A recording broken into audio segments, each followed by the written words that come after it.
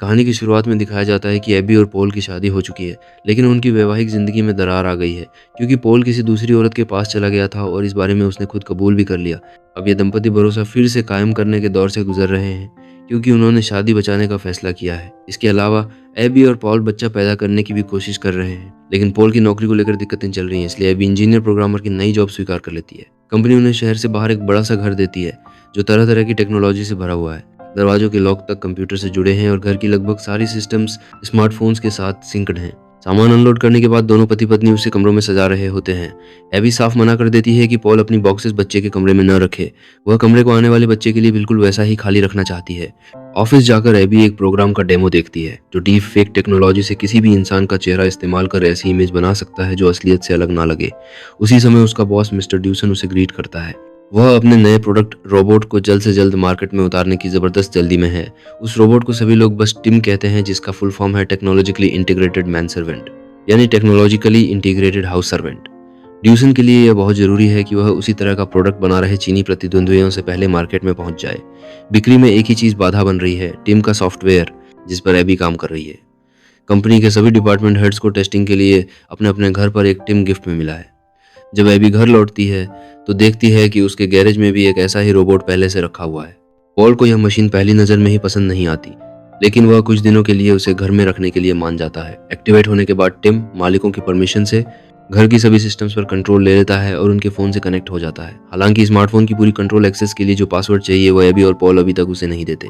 शाम को वे ड्यूसन के घर पार्टी में जाते हैं। लौटकर जब वे बच्चे की कोशिश में बेडरूम में अंतरंग होते हैं तो टिम बीच में आ जाता है। टिम को उनके तेज सांस लेना और बढ़ा हुआ ब्लड प्रेशर हेल्थ प्रॉब्लम लगता है, इसीलिए वह पूछने चला आता है कि कहीं उन्हें मदद तो नहीं चाहिए। पॉल को कोई मदद नहीं चाहिए, लेकिन एबी को यह दखलंदाजी अजीब लगती है। उसी समय उनकी पड़ोसन रोज उनसे मिलने आती है। वो बेकरी आइटम लेकर आती है और बताती है कि एबी के ऑफिस में रहने के दौरान वो पहले ही पॉल से मिल चुकी है।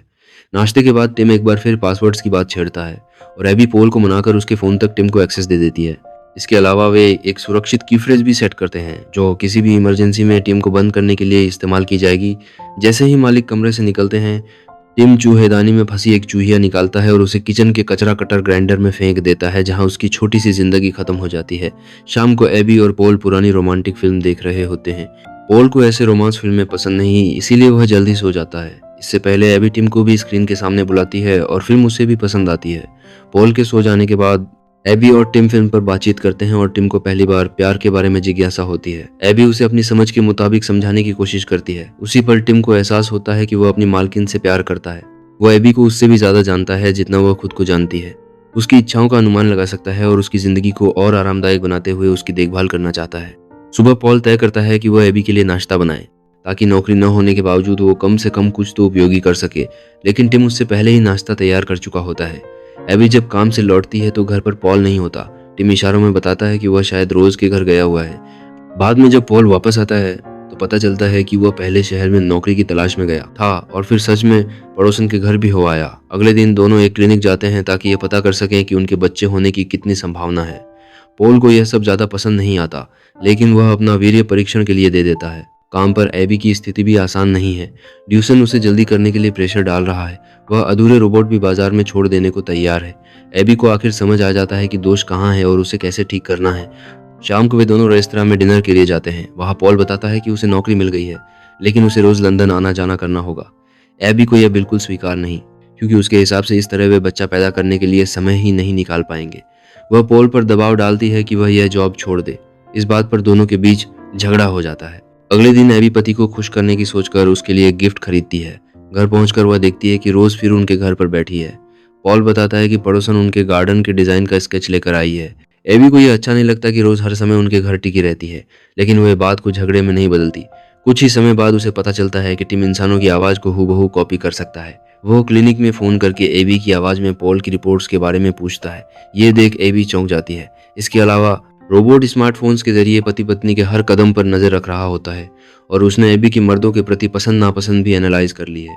कुछ देर के लिए टिम घर से बाहर निकल जाता है और थोड़ी देर बाद नई हेयर स्टाइल और बालों के नए रंग के साथ लौटता है, जिसे उसने एबी की पसंद के हिसाब से चुना है। लेकिन एबी उसे तुरंत कहती है कि वह अपनी पुरानी शक्ल सूरत में लौट आए। क्यों? कि शहर में पॉल के साथ उसकी एक मीटिंग तय है। मीटिंग के रास्ते में एबी की मुलाकात रोज से होती है। वो एक दुकान के शो विंडो के सामने रुकते हैं, जहां फूल के आकार का एक पेंडेंट रखा होता है जो रोज को बेहद पसंद आता है। तभी पॉल आता है और एबी को साथ लेकर चला जाता है। दोनों एक ड्रिंक के लिए रुकते हैं और वहीं पॉल बताता है कि अब उसे वर्क फ्रॉम होम की अनुमति मिल गई है।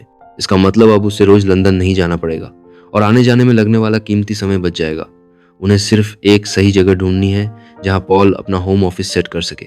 खुशखबरी सेलिब्रेट करने के लिए दोनों घर लौटते हैं और एक दूसरे के साथ अंतरंग हो जाते हैं। उसी समय टिम का अपग्रेड चल रहा होता है। उसकी बाहें बदली जा रही होती हैं ताकि वह और बारीक काम कर सके।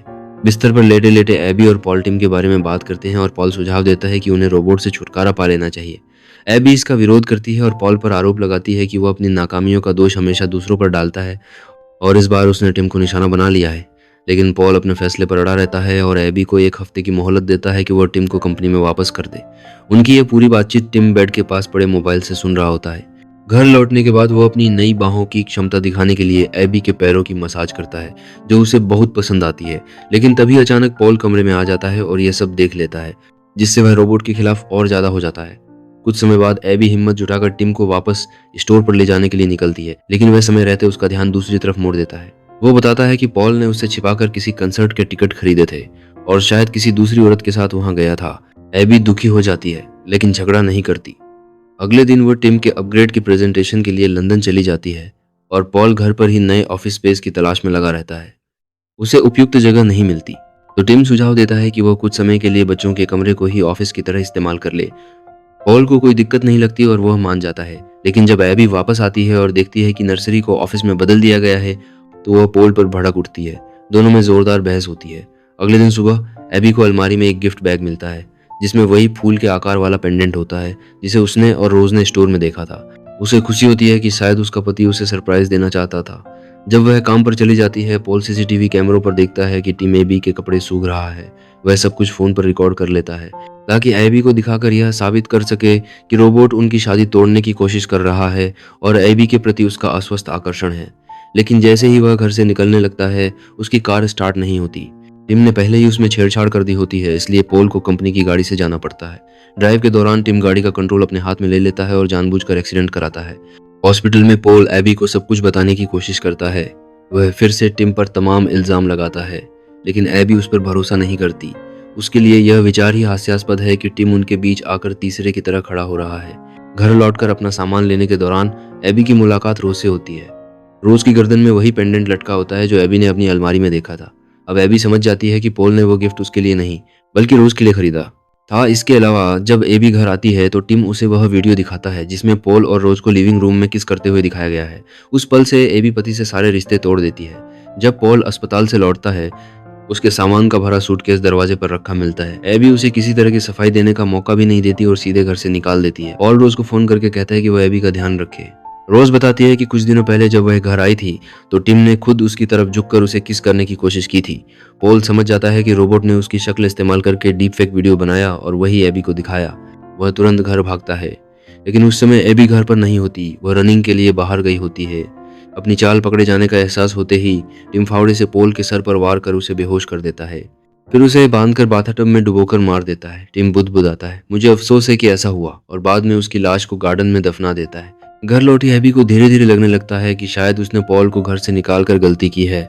कुछ समय बाद वह रोज से मिलती है और रोज बताती है कि उसे वह पेंडेंट टिम ने गिफ्ट किया था बदले में गार्डन में मदद करने के लिए। तब एबी फिर से वह वीडियो देखती है जिसमें पॉल और रोज के बीच वाला किस दिखाया गया था, और इस बार उसकी नजर टेबल पर रखी उन फूलों पर पड़ती है जो वह खुद लंदन से लेकर आई थी। इसका मतलब जिस समय वीडियो में कथित किस दिख रहा था उस समय तो वह शहर से बाहर थी। पॉल रोजो को तब किस कर ही नहीं सकता था, यानी टिम ने झूठ बोला। एबी उस दुकान को फोन करती है जहां से पेंडेंट खरीदा गया था और सेल्स पर्सन बताता है कि असल में पेंडेंट टिम ने ही खरीदा था। अब तस्वीर साफ हो जाती है कि टिम ने पूरी साजिश रची ताकि एबी को लगे कि पॉल उसके साथ धोखा कर रहा है। इसके बाद एबी नोटिस करती है कि गार्डन में एक अतिरिक्त क्यारी फ्लावर बेड बना दी गई है। जब वह उसे चेक करने जाती है तो जमीन के नीचे पॉल की लाश मिल जाती है। वह पुलिस को कॉल करने की कोशिश करती है, लेकिन टिम उसे ऐसा करने नहीं देता। वह उसे बेहोश कर देता है। होश आने पर एबी खुद को रात में अपने घर में पाती है। टिम साफ स्वीकार करता है कि वह उससे प्यार करता है, लेकिन एबी अब सब जान चुकी है, इसीलिए उसे मरना होगा। टिम कहता है कि वह अपनी मेमोरी से इस रात को मिटा देगा और उसके पास सिर्फ एबी के साथ बिताए हुए खुशनुमा पलों की यादें बची रहेंगी। इसी बीच रोज उनके घर की लाइट्स में अजीब सा फ्लिकर नोटिस करती है और चेक करने आती है कि सब ठीक तो है। टिम उसे अंदर नहीं आने देता। रोज समझ जाती है कि एबी मुसीबत में है। वह कार से घर की कांच की दीवार तोड़ने की कोशिश करती है। कांच बहुत मजबूत होता है, इसलिए तुरंत नहीं टूटता। लेकिन कुछ देर बाद आखिरकार दरार पड़ जाती है और रोज घर के अंदर पहुंच जाती है। वह डंडे के वार से टिम को भेद देती है और खुद भी बेहोश हो जाती है। लेकिन न टिम इंसान नहीं, रोबोट है, इसलिए लकड़ी का डंडा या स्टैक उसे नहीं मार पाता। वह रोज को फिर से हथियार बनाकर एबी को धमकाता है कि अगर एबी भागने की कोशिश करेगी तो रोज को जान से मार देगा। आखिरकार टिम रोज की हत्या कर देता है और सारी सेटिंग इस तरह करता है कि कातिल एबी लगे, क्योंकि चाकू पर एबी के फिंगरप्रिंट्स होते हैं। वह पुलिस को फोन करता है और एबी की आवाज में हत्या की कबूलियत कर देता है। उसी आवाज में वो यह भी कहता है कि अब वह ज्यादा गोलियां खाकर छत से कूदने वाली है, ताकि पुलिस को लगे कि एबी ने अपराध बोध में आत्महत्या कर ली। टिम एबी को छत पर ले जाता है और उसे गला दबाकर धक्का देने की कोशिश करता है। एबी उसे पुरानी डीएक्टिवेशन फ्रेज बार बार बोलकर बंद करने की कोशिश करती है, लेकिन वह अब काम नहीं करती, क्योंकि टिम ने सेफ फ्रेज बदल दी है। बहस के बीच वह एबी से कहता है, मैं तुमसे प्यार करता हूँ एबी। एबी को समझ आ जाता है कि यही अब नया डीएक्टिवेट कोड है। वह भी उससे कहती है, मैं भी तुमसे प्यार करती हूँ, और जैसे ही वह वाक्य पूरा करती है टिम बंद हो जाता है। एबी को राहत मिलती है कि वह जिंदा बच गई। लेकिन कुछ समय बाद उसे मैसेज मिलता है कि वह प्रेग्नेंट है, यानी पॉल के साथ बिताए आखिरी अंतरंग पलों का नतीजा आखिरकार मिल गया। इसी दौरान लिविंग रूम की लाइट हल्का हल्का टिमाटिमाने लगती है, मानो टिम अभी भी कहीं सिस्टम के अंदर जिंदा हो और इस स्मार्ट होम की बागडोर अब भी उसके हाथ में हो।